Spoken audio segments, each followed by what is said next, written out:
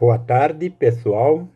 Hoje nós talvez vamos ter que dividir o nosso vídeo em duas, talvez mais partes, porque o assunto é muito abrangente. Nós vamos hoje falar sobre direitos sociais e o direito em si, porque muitas pessoas, eu tenho sempre dito, principalmente hoje que eu estou trabalhando com idosos, têm seus direitos. Muitos não conhecem os seus direitos, outros conhecem, mas não sabem como acessá-los. É lógico que essa parte de acessar os direitos, nós não vamos estar comentando aqui. Mas para os estudantes do serviço social, e aqui eu quero deixar um abraço para a Raquel, a qual foi a minha tutora quando estava fazendo estágio, fiz estágio com ela, e ela que me incentivou, inclusive, a prestar o concurso público para trabalhar aqui em Sorocaba, e foi ela que me auxiliou e muito no meu aprendizado enquanto eu era estagiário dela. Quero deixar aqui o meu agradecimento a ela, e também eu estou seguindo uma orientação dela, uma sugestão dela, de nesse cantinho do Mendes, estar abordando assuntos relacionados com o serviço social. Quando eu estava com a Raquel, eu estava na Prisdef, que é a Associação para a Inclusão do Deficiente Físico no social.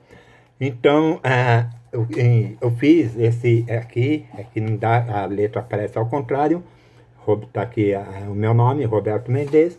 Este aqui é parte do meu TCC que eu fiz quando eu estava com a Raquel, lá na Prisdef, que é a Inclusão Social do Deficiente Físico no mercado de trabalho. E hoje nós vamos falar sobre serviço social e direitos no serviço social. O serviço social, ele abrange uma infinidade de matérias, psicologia, direito, inclusive eu estou aqui com alguns livros de quando eu estava estudando, estatísticas, e direito, legislação social. Então, quando eu estava fazendo faculdade, na universidade, eu tinha uma série de livros que eram publicados, então, pela Unopar, e todos eles faziam parte do nosso currículo, do nosso que nós estudávamos.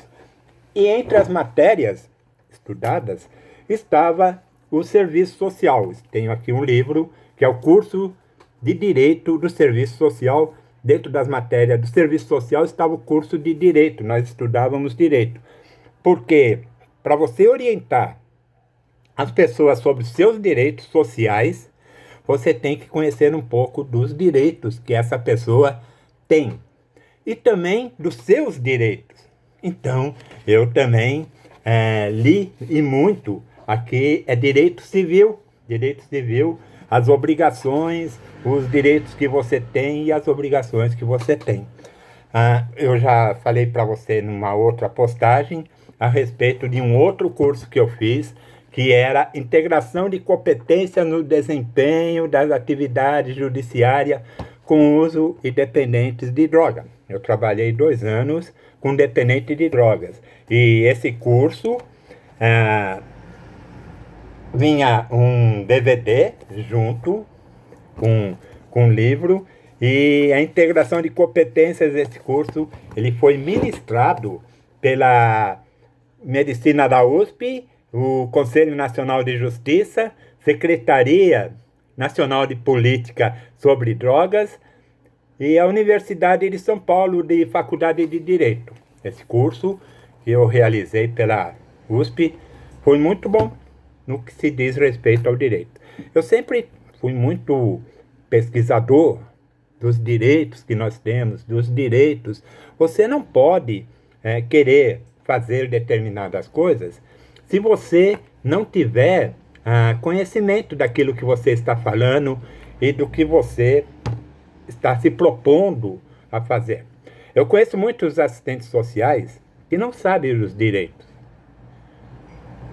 Por quê? Mesmo ele tendo estudado dentro do tempo que ele esteve na faculdade, lá na universidade, ele tenha estudado e tenha dentro do seu currículo, tenha caído essas matérias, direito, ele não se aprofundou. Ele se aprofundou simplesmente no básico do serviço social.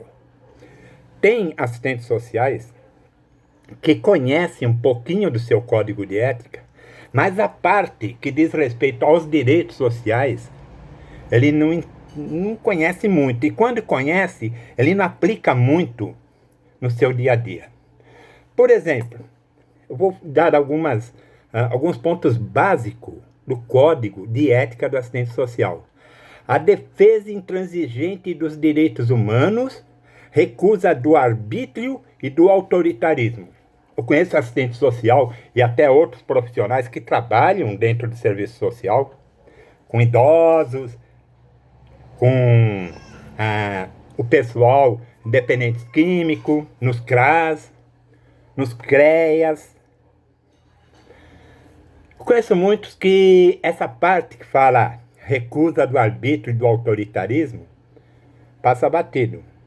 Ele não é capaz, muitas vezes, de defender aquela pessoa que procura o serviço social baseado nas leis porque ele teme as represálias que vêm.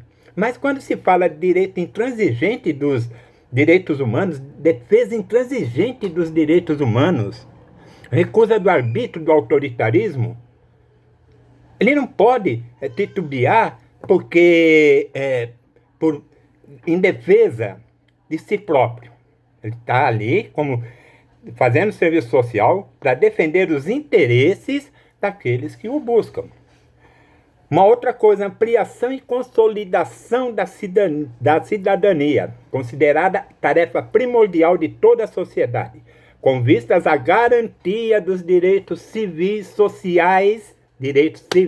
sociais e políticos das classes trabalhadoras. O que isso significa? Que o assistente social, ele também tem que procurar promover a ampliação da cidadania. É uma tarefa primordial de toda a sociedade para garantir os direitos civis, sociais e políticos da classe trabalhadora. O assistente social faz parte da classe trabalhadora. Quando ele defende a classe trabalhadora de qualquer, pode ser dos metalúrgicos, dos trabalhadores da construção civil, da área da saúde, da área da educação, quando ele abraça uma causa defendendo os interesses da classe trabalhadora, ele está defendendo seus próprios interesses quanto a um cidadão em busca da consolidação da cidadania. Mas muitas pessoas não pensam dessa forma. Muitas pessoas acham que ele tem que defender aquilo que é bom para ele e não o que é bom para a sociedade. Porque ele se acha um elemento à parte da sociedade, devido à condição social que ele tem. Ele tem nível superior, tem um salário bom, razoável. Então, quando se trata de defender outras classes sociais, ele se põe à parte. Uma outra coisa é a defesa do aprofundamento da democracia, enquanto socialização da participação política e da riqueza socialmente produzida. O que é isso? Defender a democracia. O que é que nós estamos vendo ultimamente? É a defesa da democracia? Não, mas eu conheço pessoas que se dizem elemento social, só que não defendem a democracia. Pelo contrário, ele defende posicionamentos contrários à democracia. O autoritarismo, por exemplo, ele defende a parte do autoritarismo. Ele acha que talvez se o país não fosse tão democrático, a vida seria melhor. Melhor para quem? Para ele. Para ele que pertence a uma classe social diferenciada, a um nível social diferenciado. Então ele não faz muita questão de tomar posicionamento quanto à defesa da democracia. Ele tem outra visão. Uma outra coisa que também, tudo isso que eu estou falando faz parte do Código Código do assistente social, código de ética. Ética. Posicionamento em favor da equidade e justiça social, que assegure a universalidade de acesso aos bens e serviços relativos aos programas e políticas sociais, bem como sua gestão democrática. Nós sabemos que tem um monte de programas voltados a auxiliar o menos favorecido, a ajudar a dividir a riqueza produzida pelo trabalho de uma forma equitativa. Ou seja, você trabalha, você tem direito a uma parcela do seu trabalho que o seu trabalho produz, mas de forma justa. E o que não acontece no nosso país. E nós temos, então, tomado o assistente social um posicionamento em favor dessa equidade e da justiça social. Porque se não houver justiça social, qual a necessidade de ter um assistente social se ele não pode oferecer a justiça social às pessoas menos favorecidas? E quando se fala em justiça, não se fala simplesmente em dar uma cesta básica aqui, dar um vale-refeição ali, um vale-transporte acolá, fazer com que a sociedade civil faça aquilo que compete ao Estado. Hoje nós vemos aqui, né, durante essa pandemia, o civil fazendo aquilo que seria obrigação do Estado. E antes de eu começar um novo vídeo, para encerrar esse aqui, porque, como falei, nós vamos ter que dividir em algumas partes, o empenho na eliminação de todas as formas de preconceito, incentivando o respeito à diversidade, a participação de grupos socialmente discriminados e a discussão das diferenças. Na sequência, vamos falar sobre esse empenho na eliminação dos preconceitos. Passe para o segundo vídeo.